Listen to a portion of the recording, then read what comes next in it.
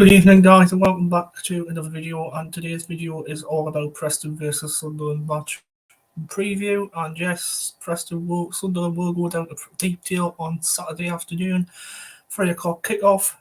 Obviously, we're going to bring up the form of head-to-head against Preston and Sunderland. So Preston are 7-4 to win this game. The draw is 12-5, and Sunderland at 2-3 on. So we're going to be looking at the match preview. So apparently for the upcoming season match, we forecast a highly contested game between Preston North End and Sunderland, and we advise you to place your bet on corners total under 9.5, and the match is going to start on the 12th of August. So H2 to H stats and previous results. So fortunately it doesn't go Sunderland's way, does it? So Keisha says, "Where's Paul? I thought Paul was coming on." No, he's not coming on tonight. I don't think Keisha. I think he's packing away for his holidays. So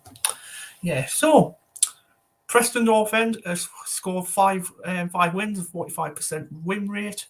Sunderland have only won 27% of their games against Preston North End, and obviously 27% for the draw as well. So we've had 5 wins, 3 draws, and 3 wins.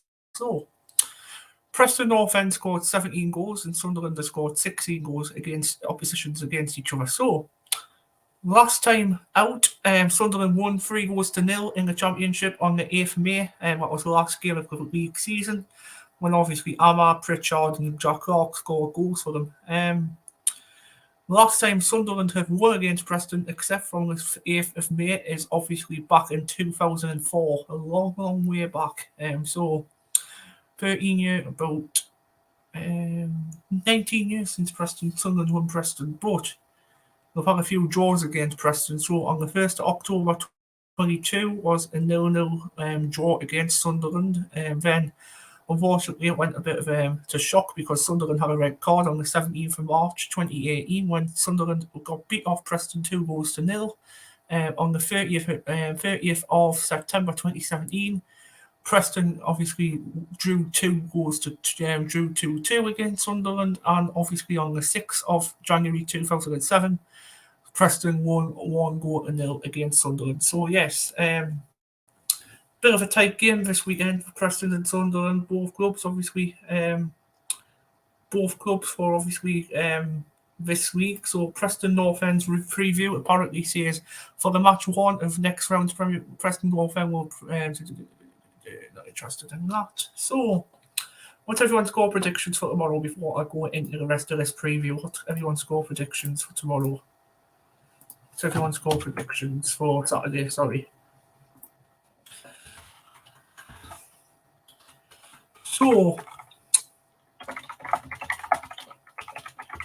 So Preston's best form player apparently is striker. Is obviously a lot of strikers, but this striker is obviously Will Keane. He used to play for Ipswich, to be honest. He scored quite a lot of goals for Preston, to be honest. But I'll give us your score predictions for tomorrow. Saturday. Give us your score predictions for this Saturday coming against Sunderland. So apparently, Preston's most goal scorer is Ched Evans. Ched Evans. Yes, he's the most goal scorer. He scores a lot of goals for Ched Evans as well, for Preston North End. So he didn't used to play for Ipswich. He used to play for Wigan. Oh, Will Keane used to play for Ipswich as well, Acacia. Will Keane used to play for Ipswich back in, let's have a look, I think it was back. Yeah, he used to play for Ipswich back in 2019-20 season, Acacia. Then he went to Wigan after Preston, after Ipswich. So he had a season at Man United, a season at Wigan on loan, Queen's Park Rangers on loan, Sheffield Wednesday on loan, Preston North End on loan, Hull City, then Ipswich Town on loan, Ipswich Town permanently, Wigan and Preston. So he did play for Ipswich as well, Will Keane. So former, obviously, Ipswich and obviously Wigan Athletic player. Will Keane has scored, obviously, 48 goals for Wigan last season and 119 appearances, which is quite good. So that's about a 48% score rate for him. to be honest, which is quite good. Obviously, last time Sunderland won, Preston was back on the 8th of May, I told you last season. Obviously, Ahmad scored that goal with this. Ahmad so much about the guys. He's a good big miss for us. Yes, and obviously as well, Preston apparently looking to ring changes before, obviously, Sunderland's game this weekend. So they're looking to ring about a few changes as Ryan Lowe admits priority. So apparently Ryan Lowe wants to start a lot of their obviously younger players. Yeah, obviously to match up with Sunderland's younger players. So Brad Potts used to play for Newcastle United. On his under 21s, I think he used to play for Newcastle United under 21s. Brad Potts used to play for Newcastle. But yes, so this time we're going to talk about Preston. So Preston North End was actually founded in a long time ago. It actually got founded in, I can't remember when it got founded, but I'll have a look 2 seconds. So it got founded in 1880. So 1880, Preston North End got founded. So that's 143 years of old. 143 years old, Preston North End is. And the arena stadium is Deepdale. Their manager is Ryan Lowe. Yes, Ryan Lowe. He used to manage Plymouth Argyle. If I remember rightly, Ryan Lowe. I remember that very well. He used to manage Plymouth Argyle. He's 44 years of age. Used to manage Plymouth Argyle, yes, and he used to manage Bury when Bury were in the Football League. But Bury's a football club again. Obviously, he used to play for Bury as well. He used to have a few appearances. He used to have a few times for Bury. He used to play for them as well. So, yeah. Obviously, Ryan Lowe, 44 years of age. Obviously, yeah. So, what's your score predictions for this weekend? Put down in the chat. Mine is Preston 1, Sunderland 2. Goals by Hima, and obviously Roberts will score for as well, I think. And yes, that's it from me, guys. That's all I can explain. I can't explain much more because I'm very tired tonight. But from a Sunderland point of view, we've got to win matches. We can't keep losing games. Obviously, a young squad. We can't keep buying young players and either Speakman.